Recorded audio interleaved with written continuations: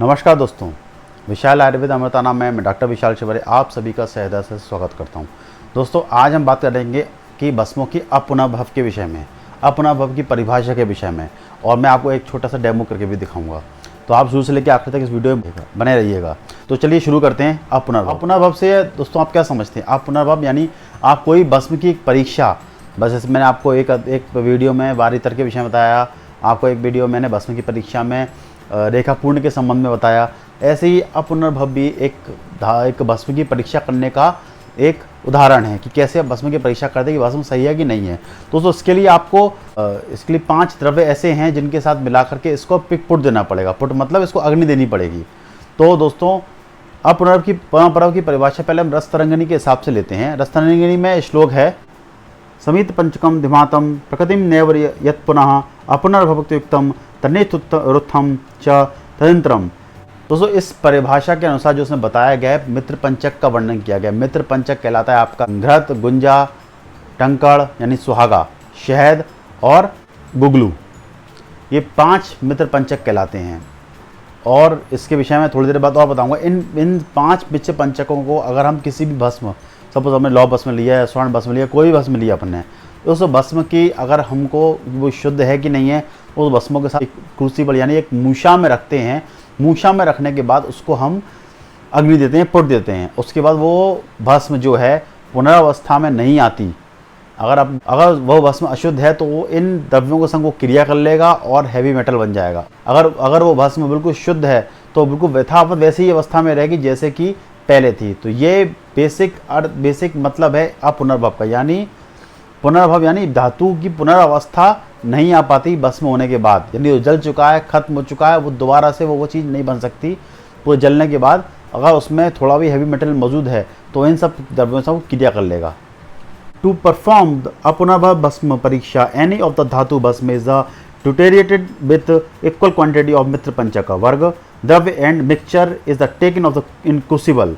देखिए बता रहा है क्रूसिबल में मित्र पंचक द्रव्यों को डालना है और उसके बाद भस्म की परीक्षा करनी है।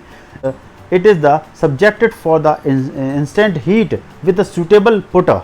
देखिए सुटेबल पुट की बात कर रहे हैं यहाँ, बिल्कुल अपन को प्रॉपर पुट देना होगा। Even of the application of the intense heat if no changes are seen in the quantity of the quality of the bhasma, it's the indicative of bhasma अपुनर्भवता।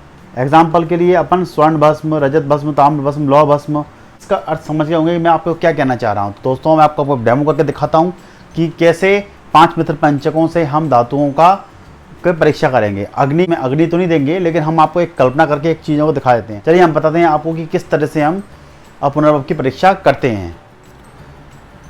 तो दोस्तों देख सकते हैं आप, मैंने आपको यहाँ पे मित्र पंचक पूरे रखे हुए हैं। मित्र पंचक के बारे में मैं आपको बता दूँ।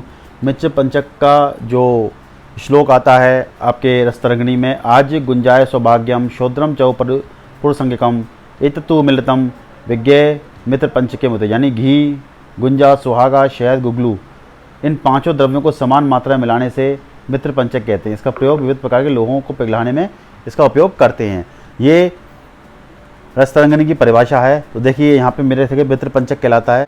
जैसे मित्र पंचक में कहा गया है घी, गुंजा देख लीजिए, गुंजा ये है, बिल्कुल देख सकते हैं कैसा गुंजा होता है।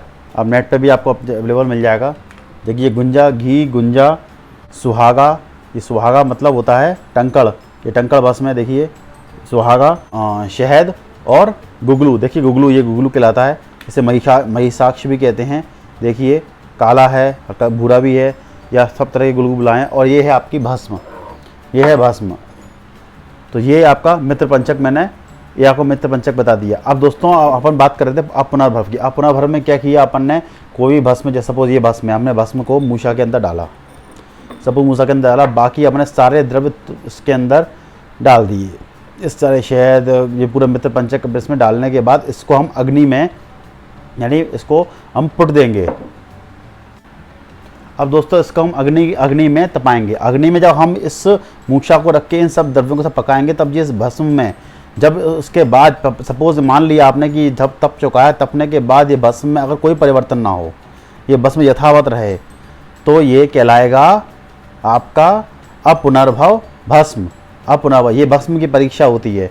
तो ये आपने ये आपको मैंने प्रैक्टिकली चीज़ समझाने के हिसाब से बताया है। जैसा कि मैंने आपको पहले बताया था कि अगर ये द्रव्य इसके संग क्रिया कर लेंगे तो उसमें इसकी विषाक्तता बढ़ जाएगी।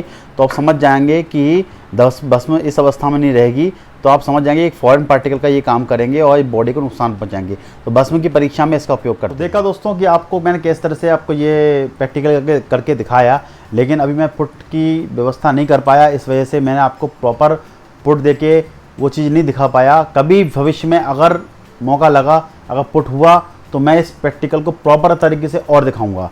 दोस्तों अगले बार अगले एक नए टॉपिक और नए परिभाषा के साथ मैं वापस आऊँगा। अब मुझे आज्ञा दीजिए। धन्यवाद।